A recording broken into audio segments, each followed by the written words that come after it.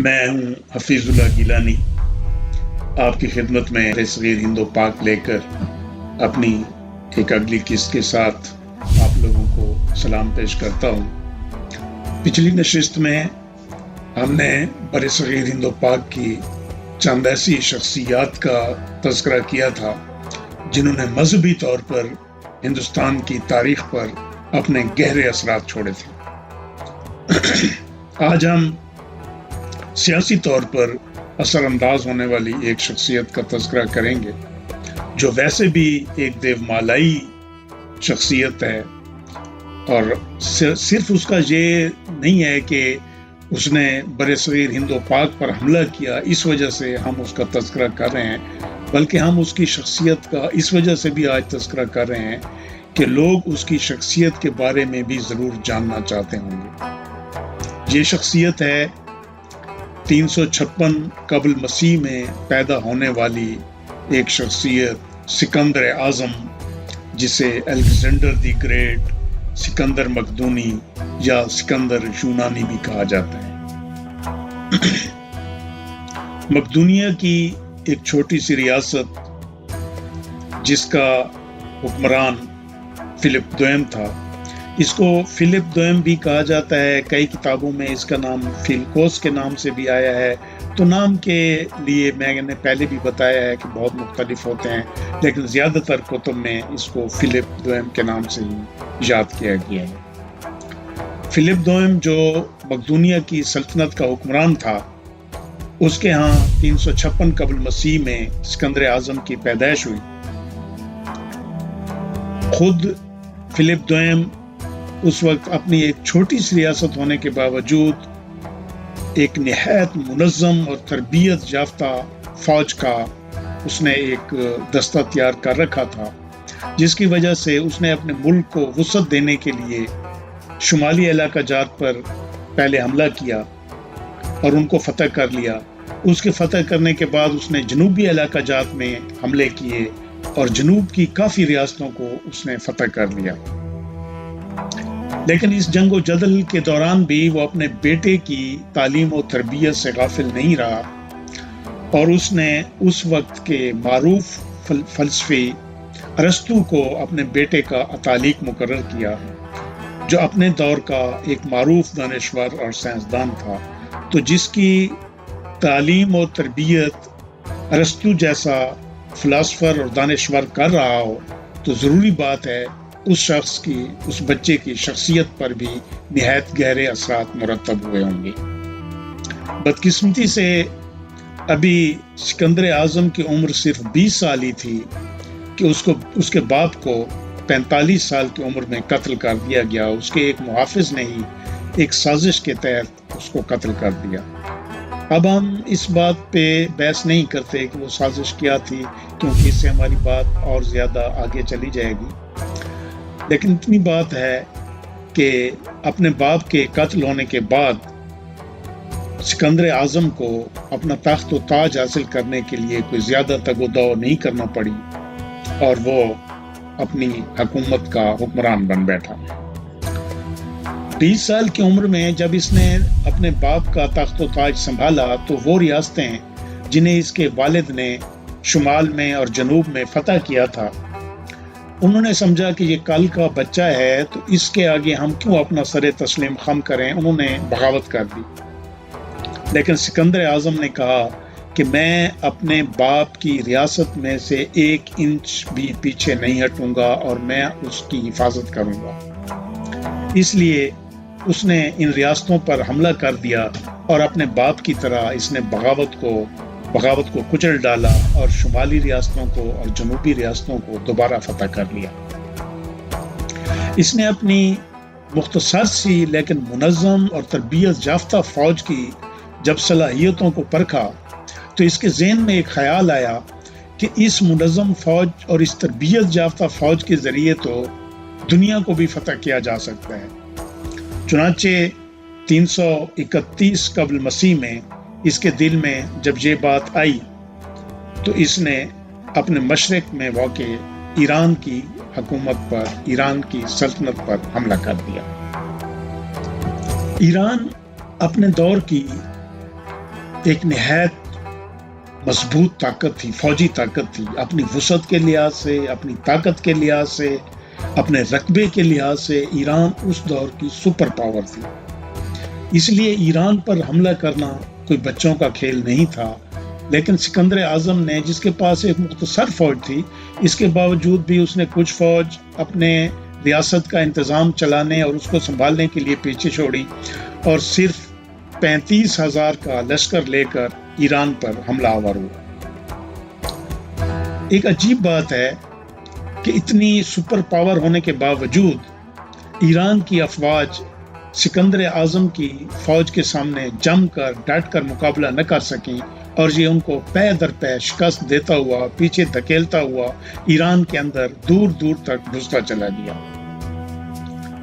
یہاں تک کہ جب شہنشاہ ایران نے دیکھا کہ اب یہ تو کسی صورت پیچھے ہٹنے والا نہیں ہے اور میرے پورے ملک پر قبضہ کر لے گا، تو اس نے ایک صلح کی پیشکش کی۔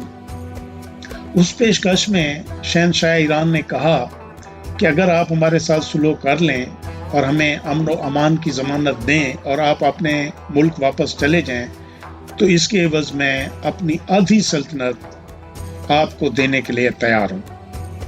اتنی بڑی پیشکش سن کر سکندر اعظم کے ایک سپہ سالار پارمینیو نے نہایت اشتیاق سے کہا کہ اگر میں سکندر اعظم کی جگہ ہوتا تو اس پیشکش کو قبول کر لیتا۔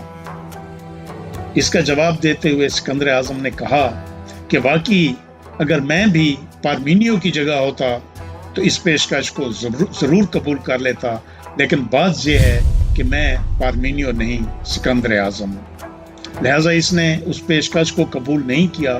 یہ مزید آگے بڑھتا چلا گیا، یہاں تک کہ ایران کی فوج نے، ایران کے سپہ سالاروں نے خود ہی اپنے شہنشاہ کو قتل کر ڈالا۔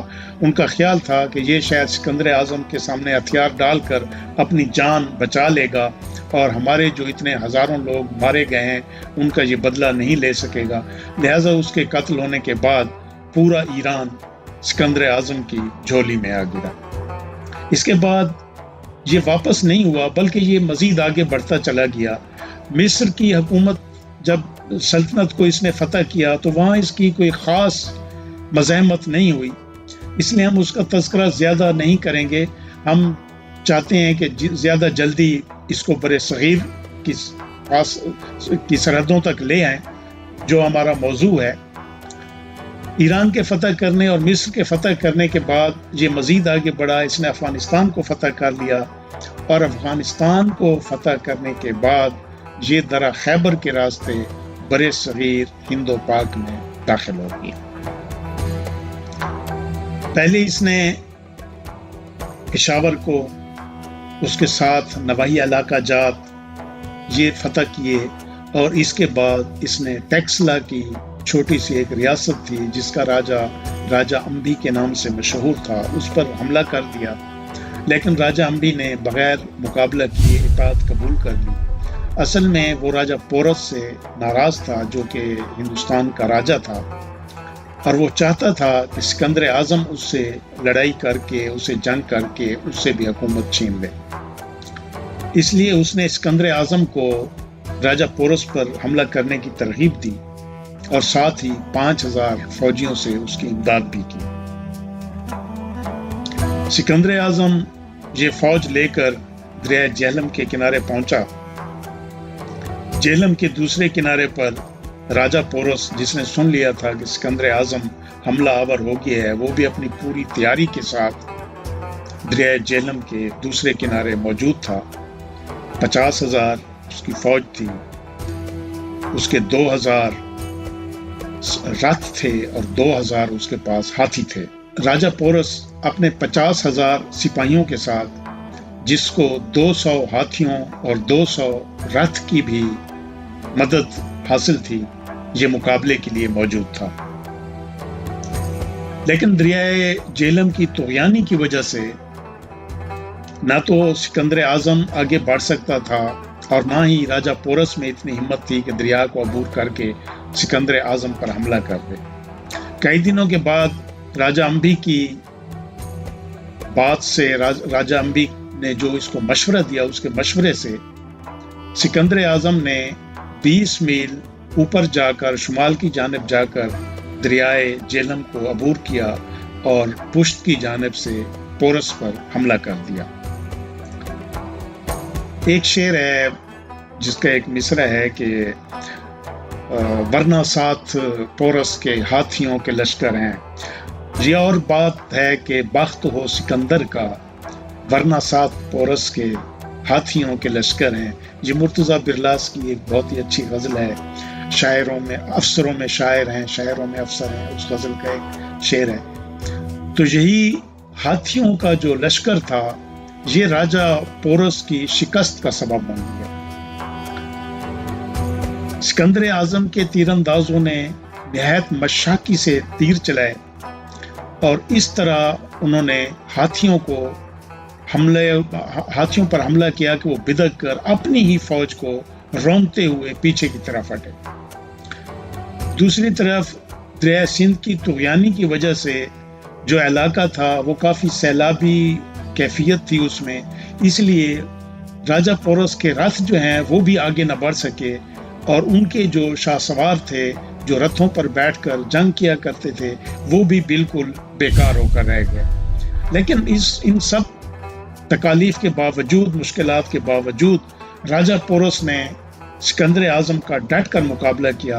इसकी फौज डट कर राजा सिकंदर आजम का हमला रोकती रही और उसका मुकाबला करती रही। 9000 फौजी गिरफ्तार हुए, 3000 फौजी कत्ल हो गए। खुद राजा पोरस शदीद जख्मी हालत में गिरफ्तार हुआ। तो जब इसको सिकंदर आजम के सामने लाया गया, सिकंदर आजम ने राजा पोरस से पूछा, बताओ अब तुम्हारे साथ क्या सलूक किया जाए। तो राजा पोरस ने निहायत इस्तिकलाल के साथ कहा कि शहनशाह जो सलूक शहनशाहों के साथ करते हैं मेरे साथ वही सलूक करो। राजा पोरस का ये जवाब सुनकर सिकंदर आजम बहुत मुतासिर हुआ और उसने राजा पोरस को आज़ाद कर दिया। यहाँ सिकंदर आजम की फतूहात का अगर जायजा लें तो उसमें कई वजूहात हैं। पहली वजह तो ये है कि सिकंदर आजम के सामने जितनी भी अफवाज आईं वो तरबियत के लिहाज से और नज़्म और इंतज़ाम के लिहाज से इसका मुकाबला नहीं कर सकती थी, चाहे वो ईरान की फ़ौज थी, मिस्र की फ़ौज थी या बरसगीर हिंदो पाक के वो लश्कर थे जिनकी क़यादत राजा पोरस कर रहा था। दूसरी बात यह है कि जिस तरह की काबिलियत, जिस तरह की सिपह सालारी की सलाहियत सिकंदर आजम में थी, दूसरे सालार भी इस सलाहियत को नहीं पहुंच सकते थे। और तीसरी बात, और भी कई वजूहात होंगी, लेकिन तीसरी एक बात यह भी है कि सिकंदर आजम न सिर्फ अच्छा सिपह सालार था बल्कि एक अच्छा बहादुर जंगजू भी था। ये अपनी फौजों की कमान भी करता था और अपने एक मखसूस रिसाले के साथ जब ये खुद हमला आवर होता तो ये एक सिपाही की तरह निहायत बहादुरी से जान तोड़ कर लड़ता था। और बाज़ औक़ात तो ऐसे होता कि इसको अपनी जान बचाने के लिए भी मुश्किल नज़र आती, लेकिन इसके सिपाही इस वजह से इस पर अपनी जान कुर्बान करते थे कि उनको पता था कि हमारा शहनशाह, हमारा सिपह सालार खुद भी एक बहादुर है और जब हमें मुश्किल पड़ती है तो वो अपने हिस्से का हक अदा करता है। इस वजह से ये तमाम फौजों को शिकस्त देता हुआ आगे बढ़ता चला गया। लेकिन इन फतूहात के बाद अब सिकंदर आजम की फौज थक चुकी थी। अब उन्होंने मजीद आगे बढ़ने से इनकार कर दिया। सिकंदर आजम को मालूम था एक तो सप्लाई की भी जो रसद की आमद रफ्त थी वो भी मुतासिर हो रही थी। सिपाहियों को, फौज को अपने वतन से निकले हुए कई साल गुजर चुके थे, फौज थक भी चुकी थी।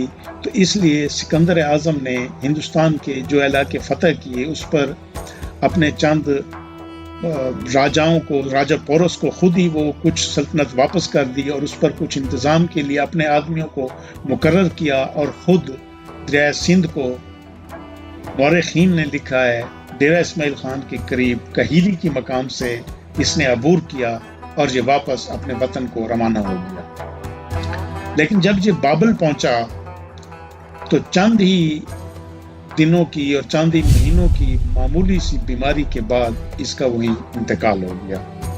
کچھ لوگ کہتے ہیں کہ یہ اتنا زخمی ہوا تھا جنگوں میں کہ ان کے جو زخم تھے ان کے اثرات اس پر، زہریلے اثرات نے اس کی جان لے لی، اور کچھ مورخین کا خیال ہے کہ شاید ملیریا کی وجہ سے اس کا انتقال ہوا۔ جب ہم سکندر اعظم کی ان فتوحات کو دیکھتے ہیں اور اس کی دیو مالائی شخصیت کا جائزہ لیتے ہیں، جیسا کہ اس نے خود بھی جب مصر کو فتح کیا اور فرعون کا تاج اپنے سر پر رکھا تو اس نے خود ہی اپنے دیوتا ہونے کا اعلان کر دیا تھا۔ اس دیو مالائی شخصیت کی جب ہم سیرت کا جائزہ لیتے ہیں تو ہمیں نظر آتا ہے کہ یہ ایک نہایت وسیع القلب شخص تھا۔ اس نے جب ایران کو فتح کیا تو یہ دیکھ کر اس کو خوشی ہوئی کہ یہ سمجھتے تھے یونان والے کہ شاید ایران کوئی وحشی قوم ہے، لیکن جب اس نے دیکھا کہ ایرانی لوگ تو نہایت متمدن اور تہذیب یافتہ ہیں، نہایت ذہین اور قابل احترام ہیں، تو اس نے ایرانی تہذیب کو یونانی تہذیب کے ساتھ ملانے کی بھی سعی کی اور کوشش کی۔ اس وجہ سے اس نے اپنے ہزاروں فوجیوں کی شادی ایرانی خواتین سے کی تاکہ ایرانی اور یونانی تہذیب و تمدن میں یکجہتی پیدا ہو۔ خود بھی اس نے 2 شادیاں ایرانی خواتین سے کی، ایرانی شہزادیوں سے کی، لیکن اتنی وسعت رکھنے کے بعد، اتنی وسعت قلب رکھنے کے بعد یہ ایک تنگ نظر بھی تھا۔ تنگ نظر اس طرح سے تھا کہ کئی لڑائیوں میں جان جوکھوں میں ڈالنے کے بعد جبکہ اس کو اتنا خطرہ لاحق ہو جاتا تھا کہ یہ شاید اس جنگ میں مارا جائے، اس نے کوئی جانشین اپنا نامزد نہیں کیا تھا۔ یہی وجہ ہے کہ جب اس کے فوج واپس اپنے وطن میں گئی، جب یونان میں گئے تو انہوں نے اس کا جانشین نہ ہونے کی وجہ سے ان جرنیلوں نے اس کی ماں کو قتل کر ڈالا، اس کی تمام بیویوں کو قتل کر ڈالا، اور اس کے تمام بچوں کو بھی ان جرنیلوں نے چن چن کر قتل کر ڈالا، اور وہی جرنیل اس کی اس عظیم سلطنت پر قابض ہو گئے۔ چونکہ جرنیل زیادہ تھے اس لیے انہوں نے بندر بانٹ کر کے کئی علاقے آپس میں تقسیم کر لیے۔ اس عظیم سلطنت کو انہوں نے ٹکڑے ٹکڑے کر کے جرنیلوں نے اس پر قبضہ کر لیا، لیکن یہ جرنیل زیادہ دیر تک اس سلطنت کو اپنے قابو میں نہ رکھ سکے اور یہ سلطنت اختتام پذیر ہوتی چلی گئی۔ ایک اور بات جو اس کے حوالے سے ایک عام اور مشہور ہے وہ یہ ہے کہ یہ اتنا اچھا اور اتنا اعلیٰ ظرف ہونے کے باوجود، اتنا دانشور ہونے کے باوجود، اس پہ جو گہرے اثرات تھے ارسطو کے، اس کے باوجود یہ کبھی کبھی نہایت تندخو بھی ہو جاتا تھا۔ اس نے شراب کے نشے میں اپنے ایک ایسے رفیق کو قتل کر ڈالا جس نے کئی بار اپنی جان کو جوکھوں میں ڈال کر کئی جنگوں میں اس کی جان بچائی تھی، لیکن ایک معمولی سی بات پر اس نے اس کو قتل کر ڈالا۔ اپنی 11 سالہ جنگوں کے دوران اس نے کبھی کوئی ایک شکست بھی نہیں کھائی اور یہ ہمیشہ فاتح ہی ٹھہرا۔ اپنی مختصر زندگی میں 33 سال کی عمر میں اس کا انتقال ہوا تھا، تو اپنی اس مختصر سی زندگی میں، اپنے اس 11 سالہ جنگ و جدال سے بھرپور زندگی میں اس نے 20 سے زیادہ شہر آباد کیے، جس میں سکندریہ، ہرات اور قندھار کے شہر شامل ہیں۔ کہا جاتا ہے کہ یہ شہر بھی سکندر اعظم نے آباد کیے تھے۔ آج ہم نے سکندر اعظم کی زندگی کا جائزہ لیا ہے۔ ہم اپنی اگلی نشست میں انشاءاللہ وہ بھی قبل از مسیح سے ہی شروع کریں گے اور چندر گپت موریہ اور اشوک اعظم کا تذکرہ کریں گے۔ اس وقت تک اجازت دیجیے، اللہ حافظ۔